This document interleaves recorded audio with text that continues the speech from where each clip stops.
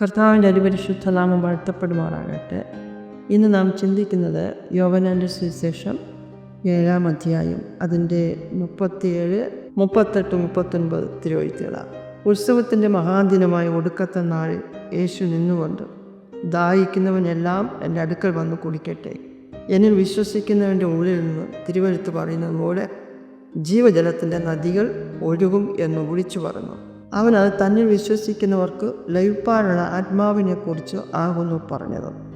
കർത്താവായ യേശു ആ ഉത്സവം പ്രധാനപ്പെട്ട യഹൂദന്മാരുടെ പ്രധാനപ്പെട്ട ഒരു ഉത്സവമായ ആ ഉത്സവത്തിൻ്റെ അവസാന ദിവസം കർത്താവ് വിളിച്ചു പറയുന്ന ഒരു കാര്യമാണ് പറയുന്നത്, എന്നിൽ വിശ്വസിക്കുന്നവൻ്റെ ഉള്ളിൽ നിന്ന്. അപ്പോൾ അന്ന് കർത്താവ് തേജസ്കരിക്കപ്പെട്ടില്ലാത്തതിനാൽ കർത്താവ് ക്രൂശിക്കപ്പെട്ടിട്ടില്ല, മരിച്ചടക്കപ്പെട്ട് ഉയർത്തെഴുന്നേറ്റിട്ടില്ല. പക്ഷേ വരുവാനുള്ളൊരു സംഭവത്തെക്കുറിച്ചാണ്, തന്നിൽ വിശ്വസിക്കാനിരിക്കുന്ന ജനത്തോടുള്ളൊരു വാഗ്ദത്തമത്തെ ഓർമ്മിപ്പിച്ചുകൊണ്ടാണ് പറയുന്നത്. എഹെസ്കേൽ പ്രവചനം 47-ാം അധ്യായത്തിൽ എഴുതപ്പെട്ട തിരുവെഴുത്തുകൾ അത് ഉദ്ധരിച്ചുകൊണ്ടാണ് പറയുന്നത്. ഇവിടെ പറയുന്നുണ്ട്, ആലയത്തിൻ്റെ ഉമ്മരപ്പടിയുടെ കീഴിൽ നിന്ന് പുറപ്പെടുന്ന ഒരു നദിയെക്കുറിച്ചാണ്.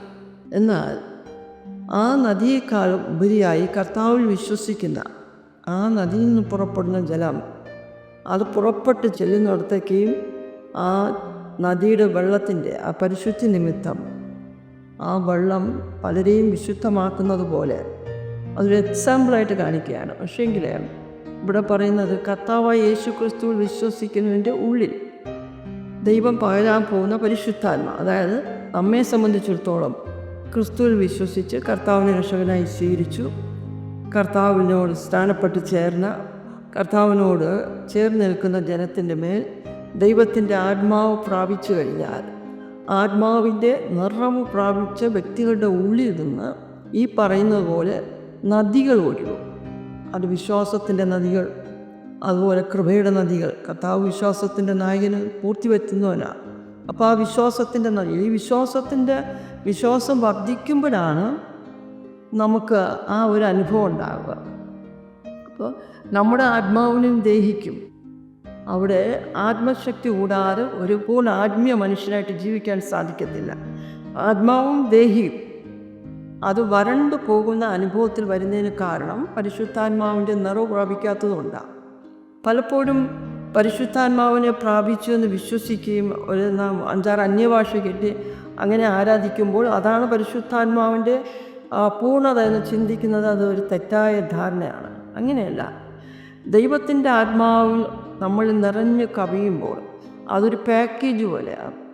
അതിനകത്ത് ധാരാളം കൃപാവരങ്ങളുണ്ട്. ആ അഭിഷേകത്തിൻ്റെ നിറവ് നമ്മൾ നിറഞ്ഞു കവിഞ്ഞ് അത് നമ്മുടെ ആത്മാവിനെ നമ്മുടെ ദേഹത്തെ നിറഞ്ഞു കവിഞ്ഞ് അത് പുറത്തോട്ട് ഒഴുകണം. ആ ഒഴുകുന്ന അനുഭവമാണ് കർത്താവ് പറയുന്നത്. അപ്പോൾ കർത്താവ് വിശ്വസിക്കുന്നവന് ആ വിശ്വസിച്ചാൽ മാത്രം പോരാ, ആ ഒരു ദാഹം, ആ വെള്ളം കുടിക്കാൻ, ആ ജീവജലം കുടിക്കാൻ ഒരു ദാഹം നമ്മളിലുണ്ടാകണം. അതേക്കുറിച്ച് പറഞ്ഞ സങ്കീർത്തനം 63-ന്റെ 1-2 വായിക്കുമ്പോൾ, ദൈവമേ നീ എൻ്റെ ദൈവം, അധികാലത്തെ ഞാൻ നിന്നെ അന്വേഷിക്കും, വെള്ളമില്ലാത്ത ഉണങ്ങി വരണ്ട ദേശത്ത് എൻ്റെ ഉള്ളം നിനക്കായി ദാഹിക്കുന്നു. പലവിധമായ ബുദ്ധിമുട്ടുകൾ കൂടി, കഷ്ടങ്ങൾ കൂടി, സങ്കടങ്ങൾ കൂടി, അപമാനങ്ങൾ കൂടി ഒക്കെ ജനം കടന്നു പോകുമ്പോൾ അവർ ശരിക്കും പറഞ്ഞ് അവരുടെ മനസ്സിൻ്റെ തലങ്ങൾ വരണ്ടു പോവുക ചെയ്യുന്നത്. അപ്പോൾ ആ ഒരു അനുഭവം കടന്നു വന്നാൽ നമുക്ക് ഒരിക്കലും നിശ്ചയമായിട്ട് ദൈവസേനയെ പ്രാഗൽഭ്യത്തോടെ ആരാധിക്കാൻ കഴിയത്തില്ല. നമ്മുടെ ആത്മാവും മനസ്സും സ്വതന്ത്രമായാൽ മാത്രമേ ദൈവം ചെയ്ത നന്മകളെ ഓർത്ത് ദൈവത്തെ സ്തുതിക്കാനും ആരാധിക്കാനും മഹത്വപ്പെടുത്തുവാനും, മാത്രമല്ല ദൈവം ഫലമേൽപ്പിച്ച ദൗത്യം എന്തെന്ന് തിരിച്ചറിയാൻ ആ ദൗത്യത്തിലോട്ട് നമുക്ക് മുന്നോട്ട് പോകാനും സാധിക്കത്തുള്ളൂ. അങ്ങനെ സാധിക്കാത്തതിൻ്റെ ഒരേ ഒരു കാരണം നമ്മുടെ ആത്മാവിനും ദേഹിക്കുമൊക്കെ ഉണ്ടാകുന്ന വരൾച്ചയാണ്. അതുകൊണ്ട് അവിടെ ദാവീദ് പ്രാർത്ഥിക്കുന്നത്, ദാവീദിൻ്റെ ഒരു പ്രാർത്ഥന, എൻ്റെ ഉള്ളം നിനക്കായി ദാഹിക്കുന്നു, എൻ്റെ ദേഹം നിനക്കായി കാംക്ഷിക്കുന്നു. ഒരു ആത്മനിറവ് നമുക്കുണ്ടാകണമെന്നാണ് ആ വചനത്തിലൂടെ നമുക്ക് മനസ്സിലാകുന്നത്. അതുപോലെ തന്നെ 143-ാം സങ്കീർത്തനത്തിൻ്റെ 6-ാമത്തെ വചനത്തിൽ, ഞാൻ എൻ്റെ കൈകളെ നിങ്ങളിലേക്ക് മലർത്തുന്നു, വരണ്ട നിലം പോലെ എൻ്റെ പ്രാണൻ നിനക്കായി ദാഹിക്കുന്നു. പല രോഗങ്ങളും കഷ്ടങ്ങളും ബുദ്ധിമുട്ടുകളൊക്കെ വരുമ്പോൾ ഒരു വരണ്ട അനുഭവം പോലെ അതാവും. അവിടെ വരണ്ട നിലത്ത് ഒന്നും ഉണ്ടാകത്തില്ല. വരണ്ട നിലം അവിടെ വരണ്ടിരിക്കും, ഒന്നും തന്നെ അവിടെ ഉണ്ടാകത്തില്ല. അപ്പം നനവ് വേണം. നനയ്ക്കണമെങ്കിൽ പരിശുദ്ധാത്മാവിൻ്റെ നദി തന്നെ നമ്മളിലേക്ക് ഒഴുകണം. ആ ഒരു അനുഭവത്തിലോട്ട് ദൈവമക്കൾ വരണം. യോഹന്നാൻ്റെ സുവിശേഷം അവിടെ പറയുന്നത് വിശ്വസിക്കുന്നതിൻ്റെ ഉള്ളിൽ നിന്ന് തിരുവെഴുത്ത് പറയുന്നത് പോലെ ജീവജലത്തിൻ്റെ നദി ഒഴുകുമെന്ന്. അപ്പോൾ ഒന്ന് വിശ്വാസം വേണം, നമുക്ക് ദാഹം വേണം, നമുക്കതിനുള്ള ഒരു വാഞ്ച വേണം. പിന്നെ ദൈവത്തോട് യാചിക്കണം. യാചിക്കാത്ത ആർക്കും തന്നെ അത് ലഭിക്കത്തില്ല.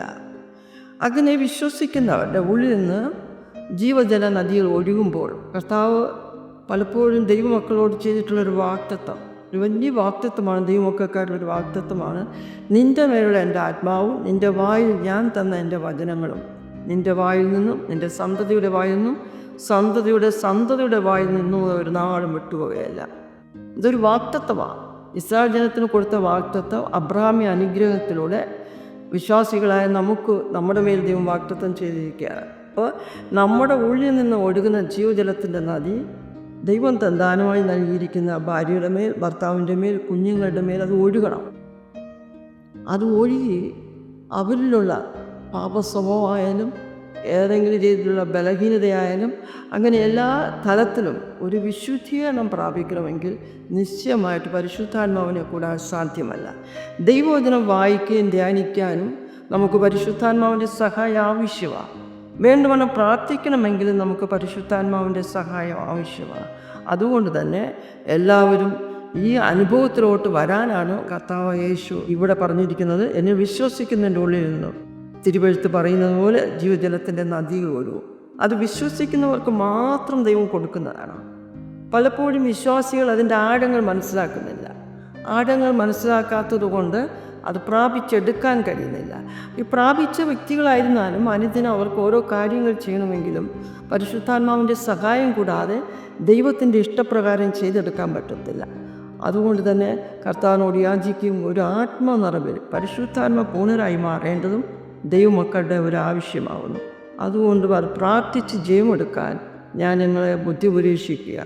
കണ്ണുകളടയ്ക്കാൻ പ്രാർത്ഥിക്കാം. മഹാപരിശുദ്ധ ദൈവമേ, സ്വർഗ്ഗസ്ഥനായ ഞങ്ങളുടെ പിതാവേ, അങ്ങോട്ട് യാചിച്ച് യേശുപ്പറ്റ പരിശുദ്ധാത്മ നിറവിൽ അങ്ങയുടെ ജനമായിത്തീർന്ന് അങ്ങയുടെ ജനത്തിൻ്റെ ഉള്ളിൽ നിന്ന് ആമേൻ പരിശുദ്ധാത്മാവിൻ്റെ നദികൾ ഒഴുകി കർത്താവെ, അത് കുടുംബത്തിലേക്കും തലമുറകളിലേക്കും അത് സഭകളിലേക്കും സ്തോത്രം അങ്ങയുടെ ജനത്തിൻ്റെ ഉള്ളം കാഴ്ചാവുന്ന സകല ഇടങ്ങളിലേക്കും കടന്നു ചെന്ന് കർത്താവെ സ്തോത്രം അങ്ങേക്ക് ചെയ്യുകയാണ്. ആത്മാവിനും ബോധിച്ചതൊക്കെ എന്താണോ കർത്താവിൻ്റെ ഇഷ്ടം അതൊക്കെ നിറവേറേണ്ടതിന് പരിശുദ്ധാത്മാവ് ചെയ്യേണ്ട കാര്യങ്ങൾ അങ്ങയുടെ ജനത്തിലൂടെ ചെയ്യുവാൻ അങ്ങയുടെ ജനം തയ്യാറായിക്കൊണ്ട് കർത്താവെ അങ്ങോട്ട് പ്രാർത്ഥിച്ച് ജയമെടുപ്പാൻ കർത്താവ് സഹായിക്കാൻ ആത്മനിറവിൽ സഭയെ കൊണ്ടുവരണമെന്ന് പ്രാർത്ഥിക്കുന്നു. യേശുക്രിസ്തുവിൻ്റെ തന്നെ നാമത്തിൽ തന്നെ.